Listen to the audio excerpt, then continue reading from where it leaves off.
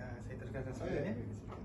Majikan yang bagaimanakah yang akan mengambil individu untuk bekerja dalam kerjaya ini dan di manakah mereka diletakkan? Okey.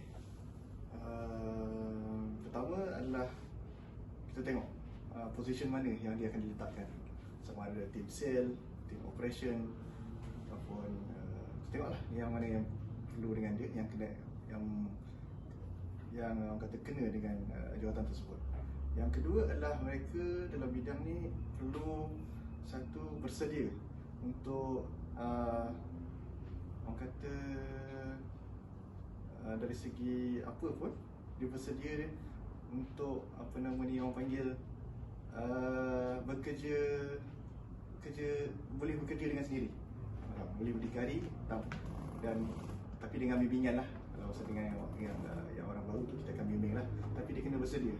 Macam mana pun dia kena bersedia. Okey, selain itu, bagaimanakah individu di luar sana boleh mendapat maklumat tentang kerjaya di sini? Okey, kita biasanya kita akan iklankan di medium utama yang sekarang ni, yang orang kata memang siapa tak ada Facebook dekat Malaysia ni.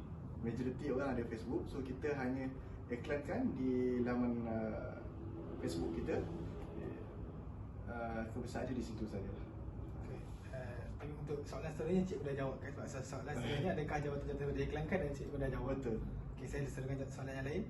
Adakah terdapat kaki tangan yang diterima di luar negara? Kalau ada di negara mana? Mengapa? Okay, setakat ni kita masih belum ada lagi tim yang ada di luar. Maksudnya kita hanya ada Malaysian base dan di luar sana kita hanya ada usaha sama dengan rakan-rakan travel yang lain.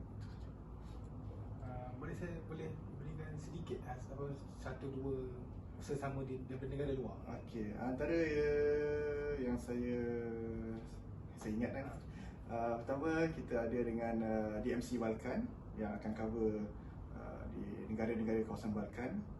Kita ada di Turki, kita ada 3-4 rakan sinergi macam Vacation, kita ada ITM, kita ada T40, dan kita ada juga usaha sama dengan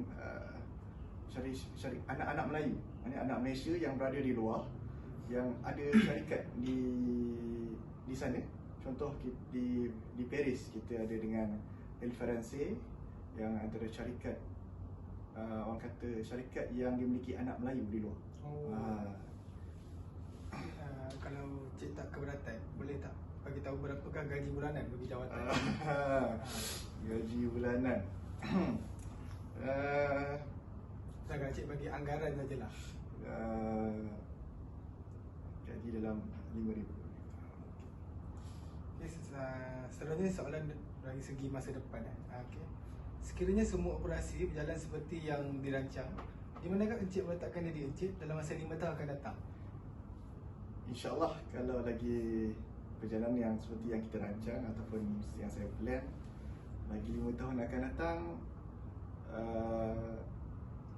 kalau boleh lah, tim yang ada boleh independen, ditinggalkan, saya monitor dari rumah je lah. Ataupun duduk dekat mana-mana tempat lain, rehat sekejap. Satu dah lama sangat kan? Okay, seterusnya, sekiranya pekerjaan ini tiba-tiba dihentikan, apakah kerjaya lain yang Encik akan ceburi? Betul. Dari segi planning memang tidak ada, tapi tiba-tiba mungkin rezeki sampai sini saja, mudahnya saya akan berniaga. Tak kira lah apa pun, mudahnya adalah berniaga sendiri. Itu yang paling mudah. Itu yang paling masa mudah. terdekat lah. Betul. Seterusnya, berapa pantaskah perkembangan kerjaya Encik? Itu bagaimana Encik menyangkakan prospek kerjaya Encik di masa akan datang? Nak kira pantas tak pantas tu saya pun tak pasti. Saya pun tak pernah buat perbandingan dengan orang lain. Tapi dari segi diri sendiri saya adalah dalam tempoh 8 tahun bila saya bermula dalam industri ni, bagi saya agak laju sebab dia, kalau saya tengok track saya sendirilah, dia orang kata bila kita bermula daripada bawah, kita ada pasang surut tersebut. Kita kadang ada naik, kadang kita turun. Dan bila kita nak set up satu business pun kita perlu ada sumber yang kuat. Dan dah tempoh 8 tahun bagi saya agak laju. Dan soalan tadi yang seterusnya adalah apa tadi? Macam mana Encik menjagakan prospek karier di masa akan datang?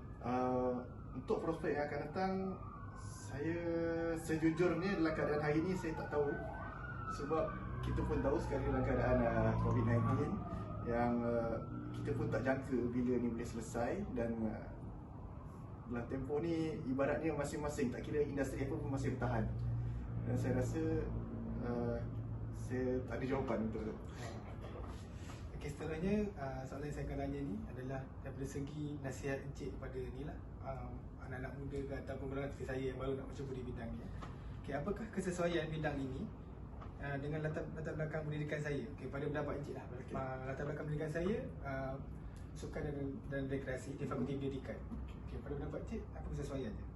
Okey, bila yang saya faham lah, saya pun tak tahu apa yang dalam kos ni. Tapi yang saya adalah daripada Fakulti Pendidikan. So bila Fakulti Pendidikan ni cikgu lah, mudahnya cikgu. So bila kita dari segi dah diterapkan dalam keadaan mental kita untuk menjadi cikgu, biasanya survival ataupun dekat mana-mana industri boleh.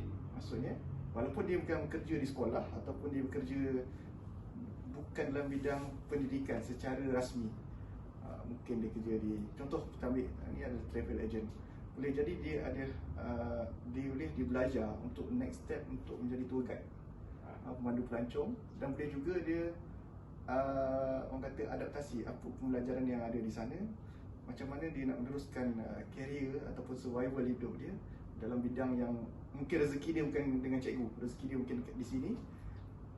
Macam mana passion tu ataupun apa yang dia belajar sebelum ni ya dengan budak-budak, contoh kan cikgu nak sabar ke nak apa ke, dia adaptasi bawa dia ke sini. So maksud Encik maknanya para pelajar yang dari Fakulti Pendidikan yang untuk menjadi cikgu ni, orang mudah menyesuaikan diri atau mengadaptasi dengan mana-mana keadaan sekalipun lah. Betul. Seterusnya, apakah jenis pengalaman, gaji atau apakah yang paling Encik cadangkan? Jenis pengalaman untuk mencuri bidang ini. Pengalaman. Pengalaman biasanya dalam bidang tourism mestilah perlu ada dalam tourism.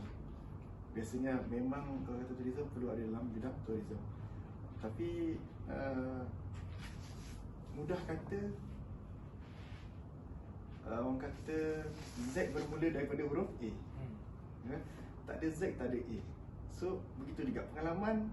Tak semestinya rata-rata majikan sekarang kalau kita interview datang buat sijil, kesian budak-budak baru ni freshie, lepas dia tengok sijil, pengalaman berapa tahun, pengalaman berapa tahun, boleh buat apa. So satu yang cara saya ataupun saya tak tahulah, pengalaman boleh diasah, boleh dicari, tapi tempat untuk kita letakkan orang tersebut tak semestinya kita 100% letak mengatakan bahawa perlu ada pengalaman untuk kerja tersebut. Okey, sampai sini sajalah tembual saya menunggu Encik hari ini. Terima kasih banyak je dengan atas tunjuk ajar yang Encik berikan. Assalamualaikum warahmatullahi wabarakatuh. Terima kasih.